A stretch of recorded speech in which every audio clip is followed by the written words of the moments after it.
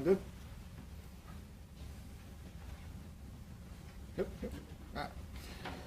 Morning. We're going to discuss the homicide that occurred in 3900 block East 13th on Saturday night. Shortly before 7:30 Saturday evening, officers were dispatched to a shooting in the 3900 block East 13th. Upon arrival, they located a 25-year-old male inside of a vehicle in the parking lot with numerous gunshot wounds, and that male was pronounced on scene. During the investigation, detectives learned that the victim and a friend had come to that strip mall to purchase cigarettes. The victim was waiting in his truck when two groups of unknown black males, one at the east end of the parking lot and one at the west end of the parking lot, pulled firearms and began firing at each other. Right now, with all the evidence that we have and during the interviews that we have conducted, it is believed that the victim got caught in the crossfire. He was not an intended target of this shooting, but that he was just caught in the crossfire. Besides the victim being hit, numerous cars in the parking lot, residents and the businesses were also hit by the gunfire. We are asking anyone with any information in reference to this case to please call 911, the homicide section at 268-4181, or Crime Stoppers at 267-2111. Any questions? No. We have no suspects at this point. We don't have any suspects at this point. We're continuing to conduct investigations or interviews this morning, and we're still talking to people. How many bullet wounds did the victim sustain? Multiple. The post is being conducted this morning, so I won't comment until we finish with the post. Do we know the relationship between that male and that female? Male and what male and female? So there was a female with them? No, there was another male. They were friends. Oh, two males. Two males, yeah. They were just friends. Do you have the identity of the victim? We won't be releasing that till later this afternoon after the post. That night when it happened, I think it was reported that an officer, sergeant on scene, called the shooting gang-related. We're still looking in that to confirm, but at this time we believe it's possibly gang-related. What's the protocol for releasing information like that at a scene? Now, if it turns out that the person was just caught in a crossfire. Well, he's discussing, I believe he was discussing the fact that the shooting between the two individuals was gang-related. Like I said, we do not believe that our victim was an intended target. From all the evidence we've seen, he was just caught in the crossfire. So we're not saying that his homicide was the two groups of individuals. So was it a mistake to call it a gang-related shooting at the scene? I don't know what information he had at that point and what he was telling you. I haven't looked at his statement. An approximate number of shots fired? It was over 20. Thank you. Total number of homicides this year? That makes 19. All right, welcome to Winter Watch. Case number on that homicide is 41050. 41050. If you did not have it already, two cases we're going to talk about today. Some good work done by our Wichita police officers and investigators. I want to talk about those cases today. First one is going to be case number 17C 41137. 41137. It's an aggravated robbery of a commercial house. Occurred in the 2100 block of North Rock Road.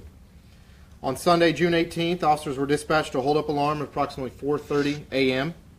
at the Circle K in the 2100 block of North Rock Road. A 21-year-old male employee reported while working two unknown suspects entered the business, and one was armed with a handgun and was demanding money. Officers quickly arrived on scene of the call, and two individuals were taken into custody without incident. There were no injuries in this case. This was a great, quick response by officers and good work in arresting these two individuals and keeping our community safe.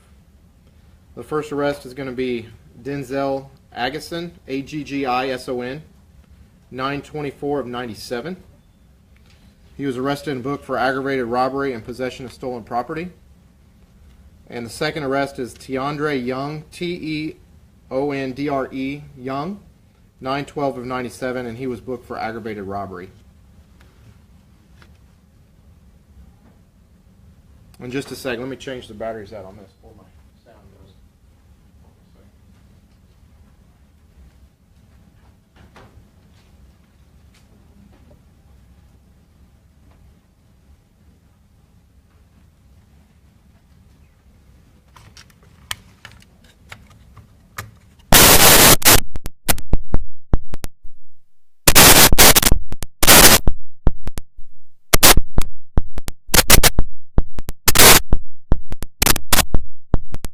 Any questions on that case? Is there any surveillance video of that? That's something investigators will look at, for sure, yeah. I can't confirm there is, I'm not sure. But something investigators will look at in the case if there is any surveillance video, and if there is, make sure that we get that as far as making sure we understand exactly what happened during this case. And the first suspect, who just spells last, or it's Denzel? It was Denzel Aggison. The other guy was Tiandre. Correct, correct. Is there an alarm on that, or was that just pretty quick response after somebody called 911? There was the officers were dispatched to a holdup alarm. Yep. Second case we want to talk about this morning is case number 17C 41328. 41328. It's involving a terroristic threat. I used the location 900 South Sedgwick. Occurred 11:50 last night. On Sunday, June 18th, approximately 11:50 hours, officers were dispatched to check on a suicidal person at 900 block of South Sedgwick. Sedgwick County 911 dispatchers had received multiple calls on what appeared to be a threat of terror. Officers began quickly investigating this case. The investigation led them to a business in the 10,000 block of East Kellogg. Officers contacted a 28-year-old male at the business, and he was taken into custody without incident. The male was arrested and booked into jail for one count of terroristic threats. The arrest is going to be a Brendan May, 327 of 89. And in reference to this case, I do want to give our community thanks for contacting us. 911 dispatchers had received multiple calls. In reference to this, we were contacted via our police app. We were contacted via Facebook from multiple different parties from across the nation. We even had some information coming from Australia in reference to this. So we truly appreciate the community and their help in keeping this community safe. And this was a great example of when we say if you see something, to say something. And people were alarmed by what they had seen on this post, so they notified us, the Wichita Police Department, and we were able to investigate and make sure that this community stays safe.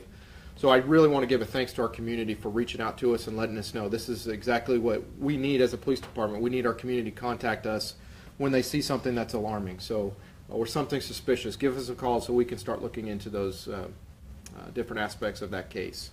Charlie, the 900 South Sedgwick, where does that come in? So is that where the initial call came in? That's where the officer, just through the investigation, I believe the individual had possibly lived there at some time or had some sort of association there, and that's how that address was learned of. But through the investigation, it led them out to 10,000 East Kellogg. I know the call location was at that in that 100 block of South Sedgwick as well. Now, why it originated in that 100 block, I don't know. I'm not sure who called 911 specifically. So someone from South Sedgwick called. That I can't confirm. I don't know. I know multiple people called. Now, will those phone calls be made available? From 911, I have to check on that. Yeah. Also, when officers arrested the 28-year-old, did he have any weapons with him that, were the same as his post, I guess? He didn't have any weapons the same as the post. I'm not sure exactly what all the search concluded of the car or anything. I'm not 100% sure on where things were located that they had found, but there wasn't anything similar to the post that he had posted. But he did have weapons. I believe he had a BB gun, from my understanding. Do you know what he was planning? It wasn't anything specific. There wasn't a specific targeted area or person, but it was more of a listed event that he was claiming was going to occur. The location on East Kellogg, did he work there, or was that just a place that he I don't know ended why up? he was there. He did not work there. I don't know why he chose that location, but that's where we located him. So he was in the parking lot? He was somewhere at that location. Whether he was in the parking lot or in the business, I don't know. Okay. Yeah. So the post, was it made on social media? It was, yes. Okay. Yep. Facebook? Yes. Yep. Was on Facebook. Anything else? All right. Well, thank you. Have a great day and be safe.